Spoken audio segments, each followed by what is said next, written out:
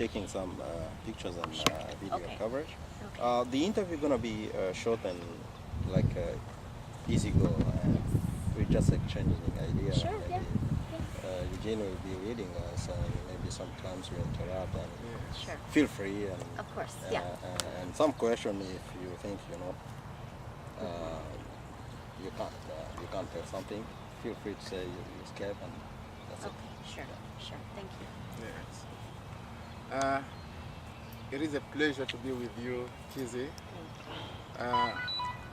We are also so happy to see that you have been interested to think about our children in Uganda. You know, those are the children we left there a long time ago. We know their parents. They have no means just to help or to assist their children for the education. The children used to be staying home without any help. Then we, as refugees who used to be in Uganda, we are now Canadian permanent resident and Canadian citizens. We thought that there is no way we can help them apart from gathering together and have ideas here so that we can see how we can help those children in a way or in another way. And we are so happy to see that you have been interested. You have joined force so that we can be able also to help them through your success at school. You said, oh, I should also see the way I can help these children.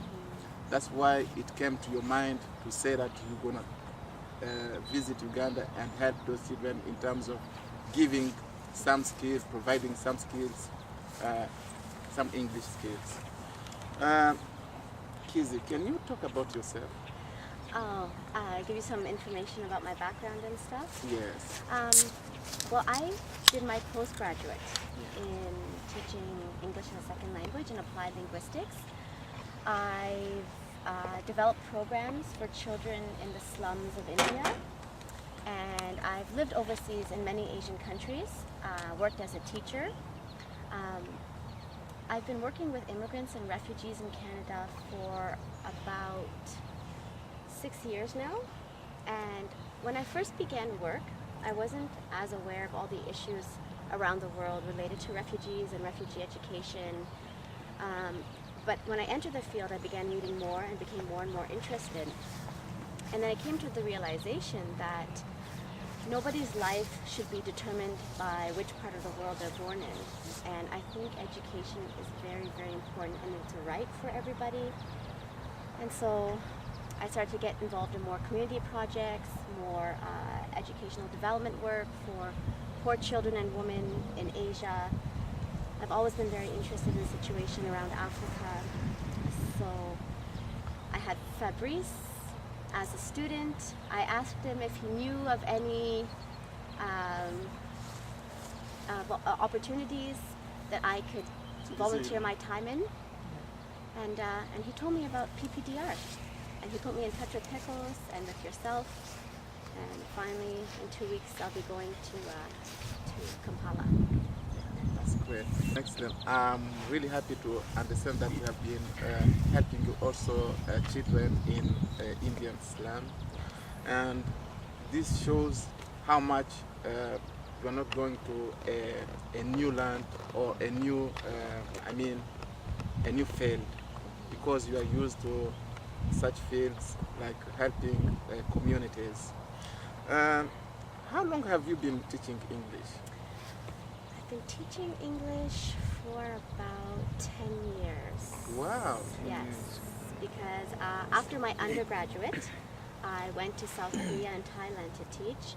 I came back, I did my teacher's education, then I went back to Hong Kong, and then I came back into my master's, and then I stayed in Canada and worked with a refugee and immigrant organization here in Ottawa. 10 years. Yeah, we are so happy that our children will get a good experience. A long time. Yes. Have you ever traveled to Africa?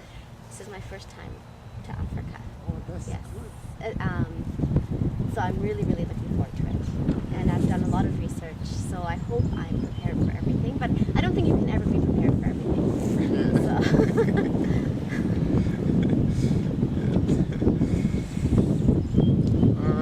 Thank you, Kizzy. Kizzy, for what we have been sharing about, first of all, Thank your you. background. But there should be some information, some questions I would like to ask you.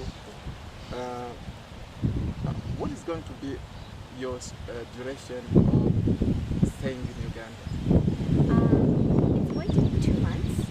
I would like to stay longer, but my family's here, so I have to come back. Wow. But yes, I know. I wish I could have dedicated more time, but I think in the future I will be able to. Just this time, my partner is in school, so I have to come back for September. But I hope that within my time there, I can dedicate as much as my time to education or to other projects that PPDR could use me for.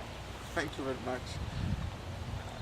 It's obvious that you have already done some researches about Uganda, about life.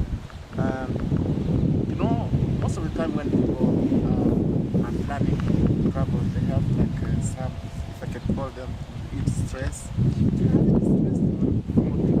Well, I'm very excited. Okay, and I think I've done all the preparation I could. I mean, I've looked into safety, especially as a single female foreigner in a different part of the world. Yes. I've looked into all the health safety, got all my vaccinations. I think the only thing I'm really stressed about is mosquitoes. That's the only thing I'm really stressed about. Yes, it's true that I think mosquitoes are the biggest Canada, danger. Yes, it's true that here in Canada, most of the time people say, oh, mosquitoes in Africa, because they understand all the statistics that have been Yes. they have been writing, saying mosquitoes have killed millions of people. I'm only scared of mosquitoes and maybe the tsetse fly. Yeah. Yeah. But believe me, you won't have any problem with the mosquitoes. You won't have any problem about those other insects. Because I've been in Uganda myself for 7 years. I was living in Uganda for 7 years. And the 7 years, yes, I could get some malaria. You understand that I was a refugee first of all. Yes, yes. Sometimes I could not get it with any mosquito net. Yes. And I could leave them just bite me the way they want. Yeah. But most of the time I could not fall sick all the time. Okay, Yeah. so you were okay. I was okay. Yeah. Yes. About researches you have been doing also about the country called Uganda. Do you have any attractive places that you would like to visit in Uganda?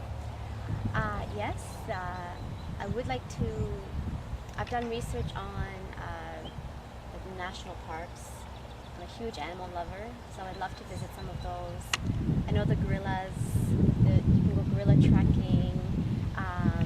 One of the top things I would like to see is actually Ugandan Parliament. Yes. And I know that from the research I've done that I'm not sure when it runs, because it closes for the summer here in Canada, for example. Yeah. But you can sit in on a question period. It's all conducted in English, Ugandan Parliament. I'm really interested in politics, so that's something I would like to see. There's a nature education place in Entebbe. So a lot of the wildlife stuff, the waterfalls. But to be honest, mostly just meeting the people and talking with people and working with people, locals. I think that's the biggest attraction for me. Do you know that you will be surprised when you reach Uganda? You find that it's like India.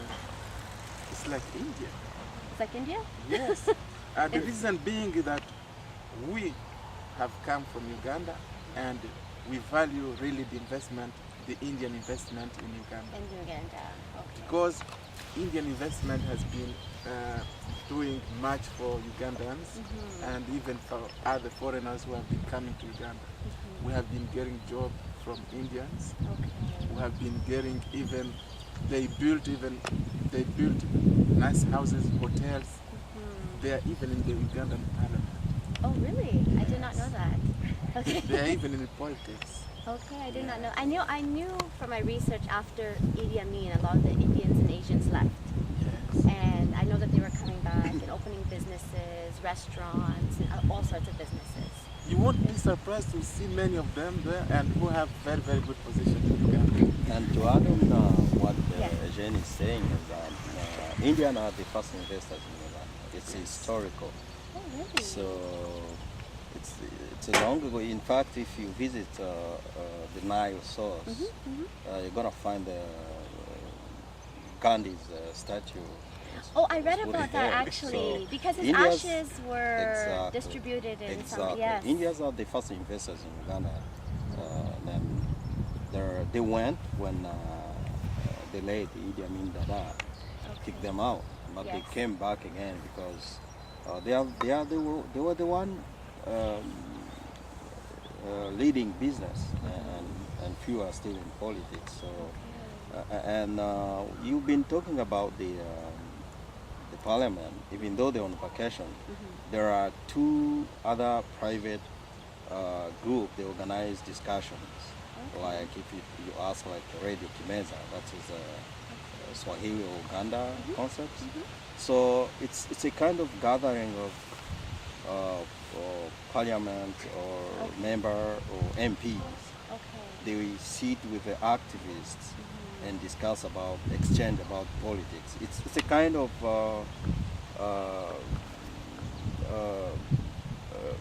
press, or let's say newspaper organizer, and it's a good discussion. I think you're gonna like it as Okay, well. yeah, that would be very interesting. And maybe to add on what Jen was saying, what is the motivation you got to go and be PPDR member? Is it due to the UN Millennium Development Goal that you want to contribute in your way to the education, or your personal motivation? Well, I think it's a combination of many factors. Yes, I've become more aware of things, especially when I studied Millennium Development Goals.